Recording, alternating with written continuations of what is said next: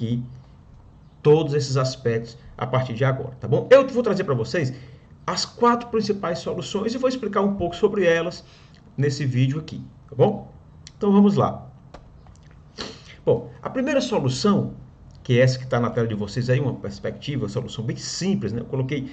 Eu sempre vou utilizar esse mesmo exemplo, essas 4 lajezinhas aí, esses 9 pilares, uma coisa bem conceitual para vocês poderem entender a mensagem por trás então disso aí, tá bom? Bom, então é o seguinte, essa solução que vocês têm na tela aí é a chamada solução convencional. Por que ela é chamada desse jeito? Porque ela se baseia no princípio de que todo carregamento que está sobre a laje vai migrar para as vigas, né? Através de um certo caminhamento de carga, vai migrar para as vigas. As vigas vão receber essas cargas das lajes e, em algumas situações, de outras vigas. Vão receber essas cargas, vão transmiti-las para os pilares, estes, por sua vez, para as fundações e, finalmente, essas cargas precisam chegar ao solo que, em última instância, é que vai suportar a edificação, ok? Então, a estrutura convencional é isso, ela é composta de lajes, vigas, pilares e fundações, ok? No plano do pavimento, são lajes, vigas e pilares. Bom, a estrutura convencional, ela tem vantagens e desvantagens. Quais seriam, por exemplo, as suas vantagens? Ok? Bom, a vantagem que a gente pode observar na estrutura convencional é que ela é composta por vigas, é composta por pilares. Estes, numa estrutura, formam pórticos, que são elementos que dão grande estabilidade para a estrutura. Então, quando você tem prédios que chegam a ser prédios de grande altura, né? Prédios altos, que passam assim de 20, de 30, 40 pavimentos, então é importante que você tenha esses chamados elementos de contraventamento. Então, eles ajudam o prédio a manter a estabilidade global. Então, não é apenas uma questão de suportar as cargas verticais, mas sim também suportar efeitos que vão aparecer à medida que o prédio vai ficando mais alto, à medida que forças de vento também vão ficando mais altas, e aí o edifício precisa manter uma estabilidade. Então, a estrutura convencional, ela é muito boa, ela é ótima para esse tipo de situação, pois, como a gente está vendo aqui no slide, esses pórticos aqui feitos por vigas e pilares contribuem grandemente, contribuem fortemente para essa estabilidade, ok? Isso é um ponto positivo, talvez o ponto mais positivo.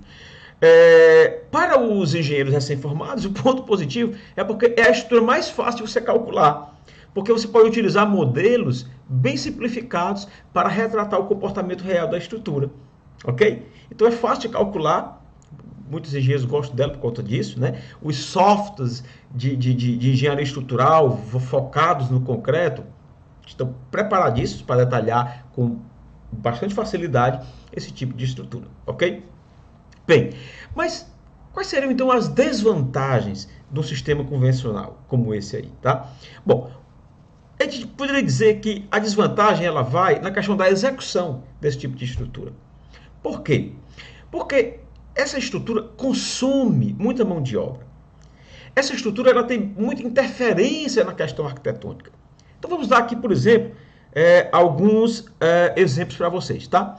Olha só aqui essa laje. Vamos supor que você tenha aqui nesse cantinho aqui da sua laje uma instalação, digamos assim, sanitária, uma tubulação sanitária. E devido ao projeto de instalação, você precisa trazer essa instalação aqui para essa outra laje, de repente para perto desse pilar aqui, para poder ela descer e ir em encontro lá das suas caixas de inspeção, né, um tubo de queda, enfim. Imagina que você precisa fazer isso. Bem, aqui na hora que você está trazendo essa tubulação para cá, aí você vai ter que passar por perto dessa viga aqui, e aí ela se torna um obstáculo. A viga se torna um obstáculo. Então veja só, ou você vai ter que, de repente, furar a viga, ou seja, você vai atravessar a viga aqui, fazer um furo nela, ou você vai ter que contornar essa viga para passar lá para outra laje. Viu só que problema? Outra coisa, muitas vezes você tem, por exemplo, o arquiteto ele colocou nessa região aqui, entre esses dois pilares, ele colocou uma parede, separando um quarto do outro, ou separando uma sala de um quarto. E vamos dizer que você comprou um apartamento e você não quer essa parede aí. Então você quer afastar a parede, sei lá, 50 centímetros para um lado, para o outro, né, quer aumentar o seu quarto, ou você quer remover um quarto para aumentar a sala. A gente sabe que cada família tem as suas próprias necessidades. Então, nessa solução aqui, o que acontece? Na hora que você afasta a parede que supostamente estaria aqui um pouco para a direita, um pouco para a esquerda, aí você vai mostrar a viga, né? Aí a viga vai aparecer aqui, né? E aí, na hora que a parede vier bem para cá, olha só, a parede ficou bem para cá, aqui a parede. Então agora você expôs essa viga, criou uma interferência. Então muitas vezes você vai ter que colocar um forro, uma sanca para disfarçar essa viga. Não fica, muitas vezes arquitetonicamente não fica legal, né? Especialmente quando está próximo da parede, fica muito feio. Então criou uma interferência da estrutura na arquitetura. Não é legal. Outro aspecto importante com respeito à estrutura convencional é a seguinte: é que a estrutura convencional consome muita mão de obra. Entenda bem, na hora que você, vamos voltar aqui, na hora que você precisa construir a forma de uma viga dessa, né?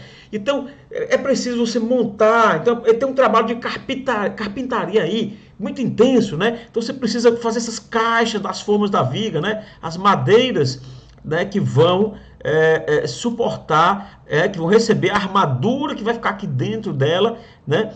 Então você vai ter que colocar essa armadura dentro de um espaço que é a forma da viga.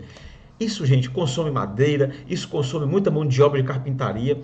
A própria confecção da armadura da viga também consome tudo isso. Então, a estrutura, muitas vezes, ela pode até gastar menos material, mas no final ela vai sair mais cara. Porque na hora que você compuser o custo material com a mão de obra, que teve um consumo muito alto de mão de obra para executar aquela estrutura, pode ser que no final aquela estrutura fique mais cara. Em outras ocasiões, as pessoas perdem essa percepção. Muitas vezes elas acham assim, olha, a estrutura, se ela gastou menos concreto, ela é mais econômica. Se ela gastou menos ferro, ela é mais econômica, mas nem sempre. Porque o que importa não é a estrutura ficar mais barata em termos de custo de material. Você tem que computar também o trabalho realizado. Na verdade, no final, o que importa é se aquela edificação, o prédio como um todo, vai sair mais barato. Então, muitas vezes você pode ter uma estrutura que gasta mais e no final ela pode ser mais barata. Ela pode gastar mais material, mas como ela é muito rápida de ser executada, ela vai ficar mais barata, porque você vai compor as duas coisas. Então, acho que deu para entender, então, a estrutura convencional, ela é muito, assim, aparece demais em casas, prédios pequenos, né? Aparece muito isso aí, esse tipo de estrutura.